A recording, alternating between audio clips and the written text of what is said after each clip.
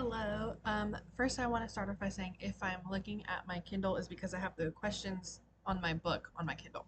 Let's get into it. So, number one, how many different ways of writing can you identify in your discipline? How often do you use each of these ways of writing in a 2 week period or a grading period? This question is asking in the form of as if I'm already a teacher, but I'm going to answer it as if one day when I'm in my own classroom. And I can think of so many different methods and ways of writing that is used in the social sciences discipline. Even thinking of when I was in school myself, we did so many different either journal entries or worksheets analyzing different documents or even graphic organizers. And so I would love to incorporate that into my classroom. And for how often, I would love to incorporate writing every day in my classroom. Of course, I know that things do come up, but I just know it helped me retain so much of the information that I learned by writing it down. And so I would like to use that in my classroom one day, almost every day if possible. Um, and question number two says, how difficult will it be for you to let go of the idea that you must grade all writing? Um, I think at first it would be hard for me to let go of that idea that everything doesn't have to be graded because I am a perfectionist to a fault a lot of times. And it would, I can already like see myself struggling with like, oh, but I don't want to make them feel like they're doing this for nothing. But in all reality, it's not for nothing. They're learning even while they're writing.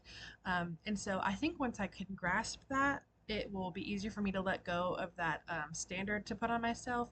And I think too, it would encourage my students to write in their free time. Because if they're writing in class, freely and they don't have to worry about a grade, I think it would encourage them and even kind of spark that desire for them to write in their free time.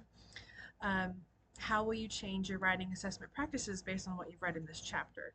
Um, I think I will definitely incorporate more writing into my future lessons as I think about lesson planning, like for the student teaching that I have to do in the fall or the field experience. I think I'll definitely incorporate that more, just seeing how beneficial it is to students. So I can see that it allows students to grasp information better if they're writing.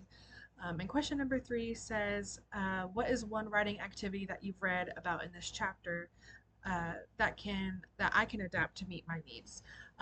And when I read this question, I thought of the raft exercise or assignment, where the students will look at the role of a text, the audience of a text, the format, and the topic, and thinking about any historical document or piece of evidence, or whether it be a charter or a constitution or a treaty or anything like that, that raft analogy is in every single one of those documents. Each one of those documents has a role, whether it be to a monarch or to the people, or to a country. Each one of those has an audience, or the audience would be the monarch or the people. The role is to either inform or to argue or to uh, just, you know, display, beliefs. Each one of them has a specific format and each one of them has a topic. And so I can definitely see myself incorporating that into my classroom one day. So thank you for listening. I hope you have a great night and thank you for being an awesome teacher.